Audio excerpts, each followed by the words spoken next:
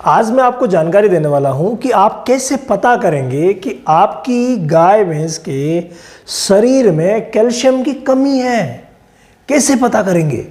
देखिए, जब भी आपको लगे कि आपकी गाय भैंस बराबर चारा दाना पानी सब खा पी रही है, उसके बावजूद कमज़ोर होती जा रही है, विशेष तौर से बच्चा देने के बाद, अगर कोई भी गाय भैंस बच्चा देने के बाद चारा दाना पानी सब बराबर खा रही है, उसके बावजूद अगर कमज़ोर होती जा रही है, तो आप क्लियरली समझ लीजिएगा कि उसको कैल्शियम की कमी है।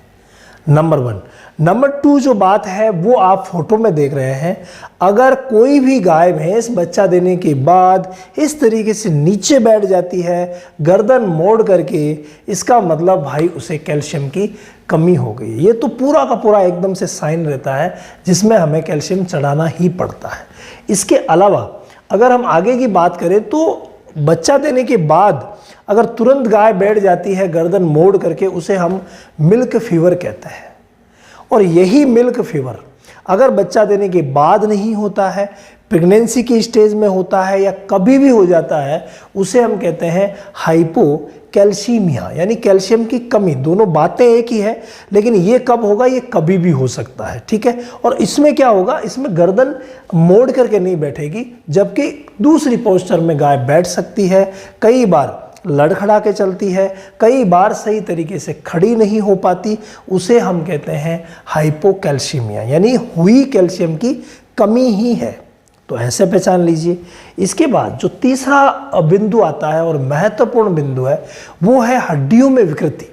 आप देख पा रहे हैं हड्डियों में कुछ ऐसी बीमारियां होती है, कुछ ऐसी जैसे ऑस्टियोमलेशिया हो गया, रिकेट्स हो गया। आप इस गोट में देख रहे हैं रिकेट्स मतलब पैर जो है वो मुड़ जाएंगे।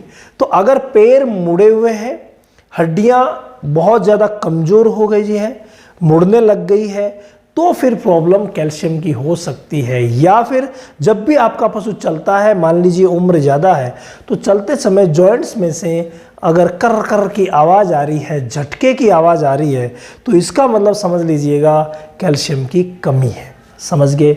नेक्स्ट अगला बिंदु है मिल्क का। अगर मान लीजिए दूध कम हो रहा है, इसका मतलब कैल्शियम की कमी है, तभी दूध कम हो रहा है। इसके बाद अगला अगर हम लें वो है बच्चों का।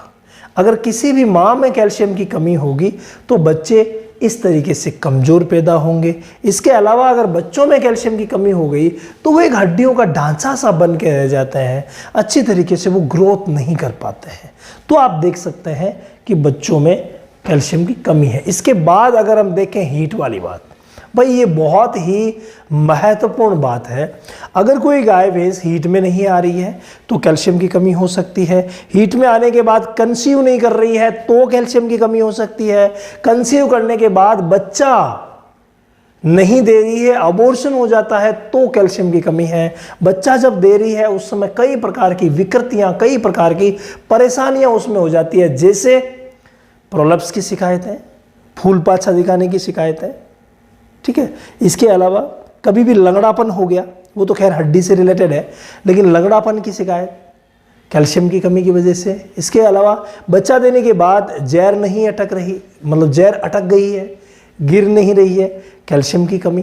तो ये सारी चीज़ें हैं जो कैल्शियम की कमी की तरफ इंगित करती है। इसके अलावा अगर आप देखें स्किन, तो भाई स्किन प्रॉब्लम के पीछे भी कैल्शियम का बहुत बड़ा हाथ है।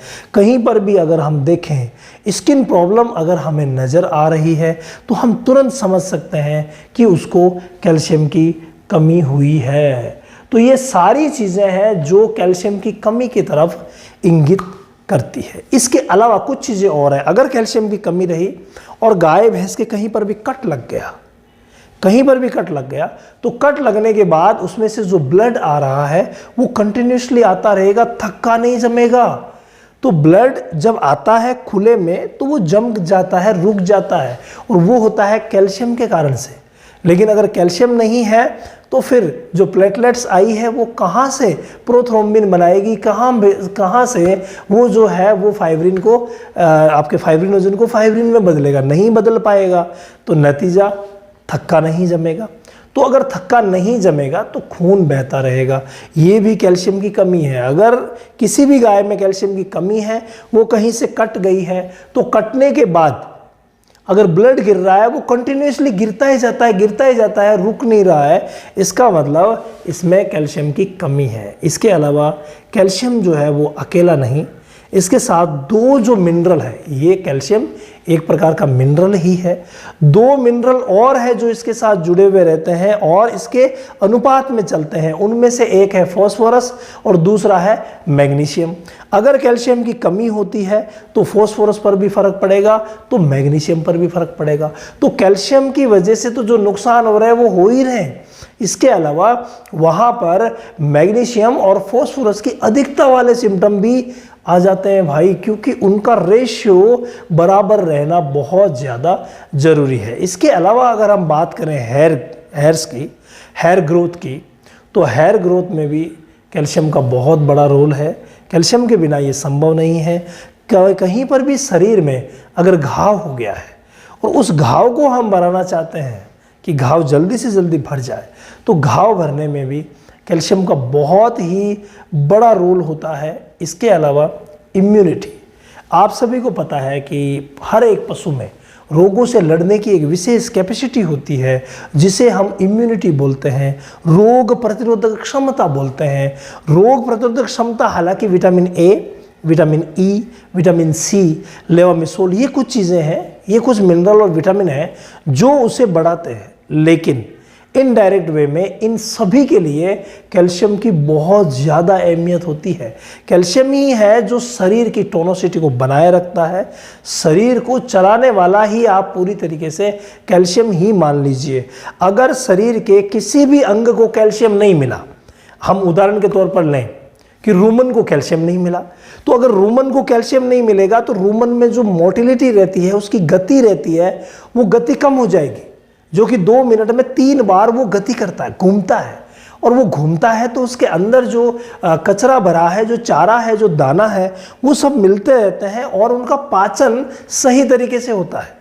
और अगर कैल्शियम नहीं रहा तो पाचन सही तरीके से नहीं होगा। इसके अलावा अगर हम बड़े अंगों में बात करें फेफड़ों के, तो फेफड़े, लंग्स, जो प्रॉपर रूप से बाहर से एनवायरनमेंट से ऑक्सीजन लेते हैं और वो ऑक्सीजन जो है वो शरीर को देते हैं और शरीर से कार्बन डाइऑक्साइड लेते हैं और उन्हें बाहर निकाल देते हैं। ये श्वसन की बहुत ही ज़्यादा ज़रूरी प्रक्रिया है, लेकिन यहाँ पर भी कैल्शियम के बिना ये प्रक्रिया कंप्लीट नहीं होगी।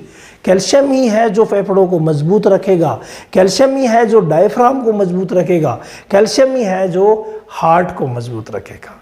और हार्ट अगर मजबूत रहेगा तो पूरे शरीर में ब्लड सर्कुलेशन प्रॉपर बना रहेगा। ब्लड सर्कुलेशन अगर प्रॉपर रहेगा तो आप मान के चलिए कि वो पशु हमेशा स्वस्थ रहेगा, बहुत ही अच्छा दूध वो हमेशा देता रहेगा। उम्मीद करता हूँ आपको कैल्शियम की कमी के जो भी सिम्टम हैं वो समझ में आ गए हैं और आप पहचान सकते हैं कि आपकी गाय भैंस में कहीं कैल्शियम की कमी तो नहीं है। इसके अलावा एक बात और हो जाती है, कई बार हम देखते हैं कि एक जगह से बाल उड़ गए, एक जगह बहुत सारे बाल आ गए, यानी कहीं बाल कम, कहीं बाल ज़्यादा, त्वचा एकदम से रूखी सूखी। तो ऐसी कंडीशन भी कैल्शियम की कमी की वजह से होती है। अब मुझे याद आते रहेंगे, मैं आपको बताता रहूँगा, ये वीडियो बहुत लंबा हो जाएगा, क्योंकि वास्तव में कैल्शियम के जो रोल होते हैं वो बहुत ज़्यादा होते हैं। स्काईलार्क पशु आहार, संपूर्ण पोषण, दूध की बहार। स्काईलार्क का वादा, सेहत और लाभ सबसे ज्यादा। अधिक जानकारी के लिए संपर्क करें